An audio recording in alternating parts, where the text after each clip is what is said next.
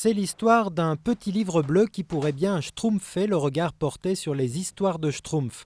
Antoine Bueno, qui se dit lui-même enfant des Schtroumpfs, est aujourd'hui écrivain et maître de conférences à Sciences Po. Dans son dernier ouvrage, il soupçonne la société des petits bonshommes bleus d'être rien moins qu'antisémite, sexiste et raciste. Première bande dessinée des Schtroumpfs, les Schtroumpfs noirs, intégralement consacrée à une menace qu'on pourrait taxer d'ordre racial. Puisque dans cet album, les Schtroumpfs sont malades, et quand ils sont malades, ils ne deviennent pas mauves ou rouges ou je ne sais quoi, ils deviennent noirs. Et quand ils deviennent noirs, ils perdent toute trace d'intelligence, ils deviennent complètement débiles, d'ailleurs ils ne parlent plus et ils font plus que niap, niap, niap, niap. Des accusations qui ont aussitôt déclenché une volée d'insultes sur Internet. Imbéciles, épurateurs, briseurs de rêves ou tout simplement complètement schtroumpfs.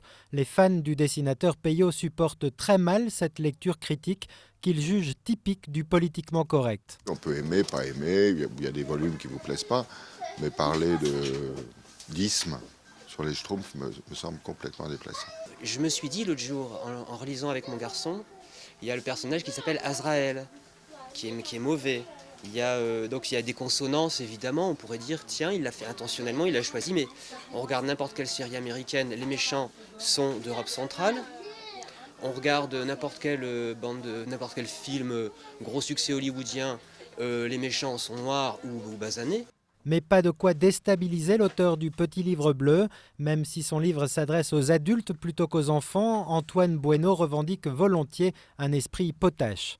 Ma démarche, c'est simplement de s'amuser, de continuer de s'amuser avec les Schtroumpfs, mais différemment, c'est tout. On peut continuer de s'amuser comme un enfant et on peut s'amuser avec les Schtroumpfs aussi comme un adulte, en décortiquant. C'est tout ce que j'essaye de faire et c'est absolument pas une condamnation. Début août, ce sera la sortie du film américano-belge Les Schtroumpfs. On verra alors si la polémique pèsera sur le nombre d'entrées ou si, au contraire, elle aura redonné à d'autres l'envie de se replonger dans le drôle d'univers des petits lutins bleus.